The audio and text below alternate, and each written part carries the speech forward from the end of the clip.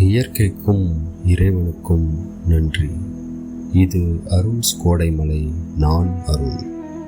போன பதிவில் விஸ்வாமித்திரர் தன்னோட உத்தம யாகம் நடத்த ராமனை காவலுக்கு வேணும்னு தசரதர்கிட்ட கேட்டார். தசரதரோ ராமனை அனுப்ப மறுத்தார். தொடர்ந்து பாலகாண்டம் பகுதி 6. தசரதர் விஸ்வாமித்திரர்கிட்ட ரொம்பவே கெஞ்சினார். என்னோட புதல்வர்கள் 4 பேரில் ராமன் தர்மத்தை கடைபிடிக்கிறதுல மூத்தவனாக இருக்கான். இவன் மேலே அதிகமாக பிரிய வச்சிருக்கேன்.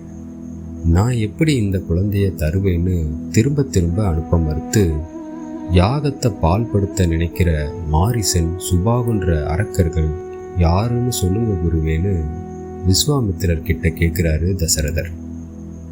அந்த அரக்கர்கள் ராவணனுடைய ஆட்கள்னு விஸ்வாமித்திரர் சொன்னதுமே, அப்படின்னா நான் ராமனை நிச்சயமாக அனுப்ப மாட்டேன்னு பிடிவாதம் பிடிச்சாரு தசரதர். இதை கேட்ட விஸ்வாமித்திரர் சொல்கிறாரு, தசரதா, உன்னோட ரகுகுலத்தை பற்றி சொல்கிறேன் கேளுன்னு சொல்ல ஆரம்பிக்கிறாரு.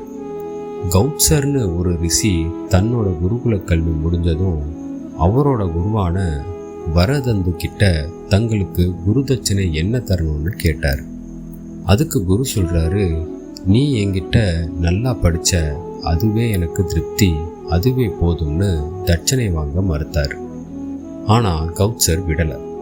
தன்னோட குரு கிட்ட ரொம்ப வற்புறுத்தி என்ன வேணும்னு கேளுங்க, தரேன்னு மறுபடியும் கேட்டார். வேற வழியே இல்லாமல் குருவும் 14 கோடி வராகன் கொண்டு வான்னு கேட்டுட்டாரு. உடனே கௌத்சர் என்ன பண்ணாரு, நேராக ரகு மகாராஜா கிட்ட கேட்கலான்னு வராரு. ரகு மகாராஜா அப்போதான் உலகத்தையெல்லாம் வெற்றி அடைஞ்சு விஸ்வஜித்னு யாகம் செஞ்சு தான் வெற்றி பெற்ற செல்வங்களை எல்லாம் தானமாக கொடுத்துட்டார். இப்போ அவர்கிட்ட எதுவுமே இல்லை. அதை பார்த்த கௌத்சர், சரி இங்கே ஒன்றும் கிடைக்க போகிறதில்லைன்னு திரும்பி கிளம்பிட்டார்.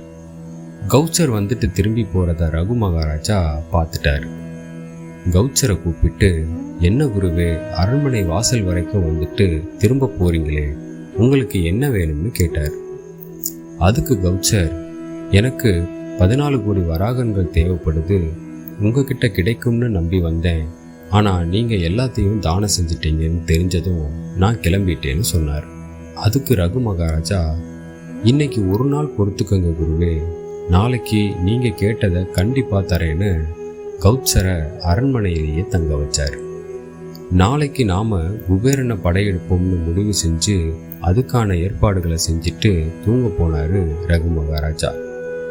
இந்த விஷயத்தை எப்படியோ தெரிஞ்சுக்கிட்ட குபேரன், ரகு மகாராஜா நம்ம மேலே படையெடுத்தா அவரை எதிர்க்கிறது ரொம்பவே கஷ்டம். இந்திரனோட வஜ்ராயுதமே ரகு மகாராஜாவை ஒன்றுமே பண்ண முடியலை, நாம் என்ன செய்ய முடியும்னு யோசித்த குபேரன் 14 கோடி வராகன்களுக்கு மேலேயே ராத்திரியோட ராத்திரியா ரகு மகாராஜாவோட கஜானாவுக்கு அனுப்பி வச்சாரு. அடுத்த நாள் காலையில் இதை தெரிஞ்சுக்கிட்ட மகாராஜா கௌத்சரை கூப்பிட்டு கஜானாவில் இருக்க எல்லாத்தையும் எடுத்துக்க சொல்லி கேட்டார். ஆனால் கௌத்சரோ, எனக்கு இது எல்லாம் வேணாம் மகாராஜா, நான் கேட்ட 14 கோடி வராகன் மட்டும் போதும்னு சொல்லி அதை மட்டும் எடுத்துட்டு போனார் கௌத்சர். தன்கிட்ட இல்லைனாலும் ரகு மகாராஜா கேட்டதை கொடுத்தாரு.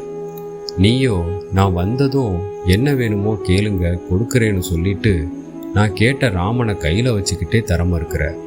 உன்னோட ரகுகுலத்தில் பிறந்த உனக்கு இது அழகான்னு கோபத்தோட கிளம்புனாரு விஸ்வாமித்திரர். சரி நண்பர்களே, மீதி கதையை அடுத்த பதிவில் கேட்போம். அதுவரை உங்களிடமிருந்து விடைபெறுவது நான் அருண். இது அருண்ஸ் கோடைமலை. நன்றி.